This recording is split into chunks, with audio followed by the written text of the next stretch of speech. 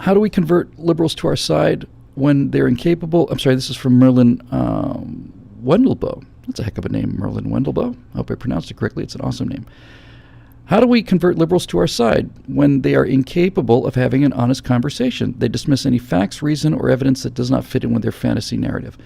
That's true, but the good news, Merlin, is that I've been working with a lot of students lately, and the good news is that they dismiss facts, reason, or evidence because it's never been presented to them. Because the annoying and troubling thing about facts, reason, and evidence is if you construct an argument out of these things and you know what you're doing, if you put some passion in it, like you actually believe it, then you can construct arguments that show them that they're wrong and they can't get out of them. They can't escape these arguments. And a quick example is this kid who said, well, you can't possibly, can't defend capitalism by saying it's okay to have 5 houses when, that's disgusting. Homeless people, how can you justify having 5 houses? And I said, how many songs have you got on your iPhone? He said, I don't know, 750. And I said, well, do you need 750 songs? Do you listen to them all at the same time? Every one of them costs about $1 to download. Why didn't you just have 50 songs and give $700 to charity? I'm kind of ashamed to be seen in the same room as you. Then they're stuck. Merlin, they're stuck. They can't get out of it. There's no end. There's no way around it. When you show them that they behave like these rich people they claim to be, fighting against, that their behaviors are exactly the same, just on a smaller scale, then they're stuck.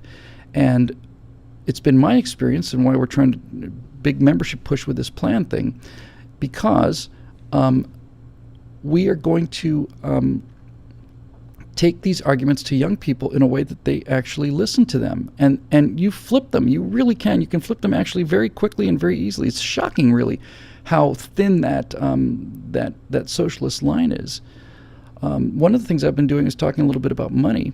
And I did set up a Carson trap. Just to give you a quick example. I was talking to 850 young politicians, the junior statesmen of America, a couple of weeks ago. And one of these social justice warriors got up. And I'd been swinging hard with these kids. And we were going back and forth and a lot of yelling, but nothing nasty. And one of them got up and read something that she wrote on her iPhone.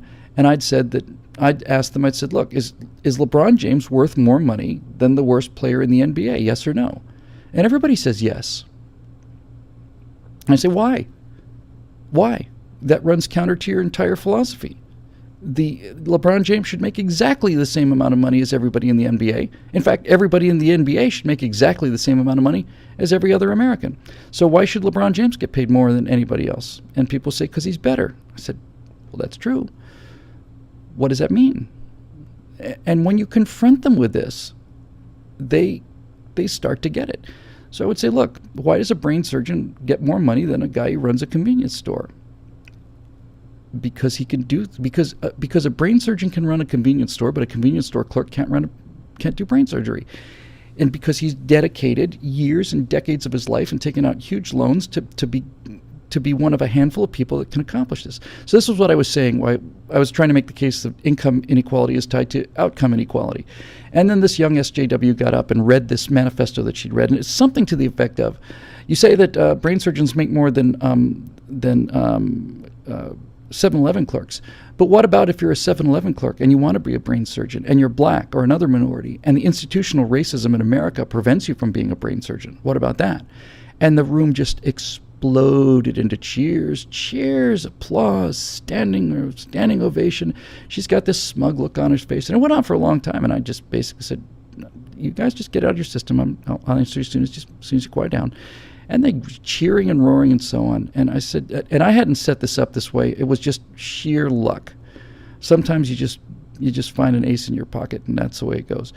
So, just by happy chance, I said to this, spoke to her directly. I said, do you know who the best brain surgeon is in America today? We're talking about brain surgeons. Do you know who the best brain surgeon in America is today? In fact, he's very likely the best brain surgeon in the world. Do you know who that would be? She shakes her head. And I said, well, his name is Ben Carson. Here's what's interesting about that. Ben Carson is a black man, grew up in the Deep South, and they were so poor that they didn't have shoes when they were growing up.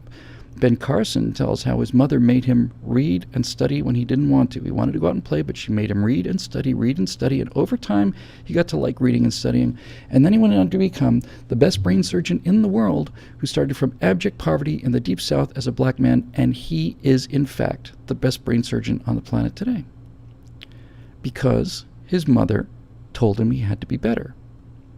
And that was the end of that, right? I mean, where do you go from there? You don't. You're done. So this is what I like to see coming up for us at BillWhittle.com. This 5-point plan, which I'm going to air on next week, is about how do we turn this country around, given the little window of opportunity that we have. This 4-year window may only be a 2-year window. We have to grow new conservatives in 4 years. We have to have a crop of new conservatives that are going to vote Republican in 2020, or else this is going to be a one-off. I don't want it to be a one-off. So you have to understand that these progressives and liberals and young people and all the rest of these people are not bad people, and they want to do the right thing. They've been told that capitalism is evil and socialism is good, and you have to show them through examples like this that socialism is evil and capitalism is good. You have to ask them if a person who studies for 25 years gives up his youth, essentially, because when everybody's out partying or doing, bong hits or playing beer pong or whatever they're doing, having fun in college. Everybody's out having fun in college except one guy or some woman is sitting there studying, and they study for 20 years, and then they take another 5 or 10 years in a internship and so on, a residency, and then they go out and make more money. And you're telling me it's fair that this person makes the same amount of money that doesn't have any effort at all? That's fair? Nobody thinks that's fair. So that's how we do it, and we can do it. And I want to hand out little hand grenades. We're doing a whole new video series. The plan is the first of them. It's the first of the new look. I'll probably put a still up tomorrow. But they are, Merlin Magus says that they are bad people. They just don't seem to realize it.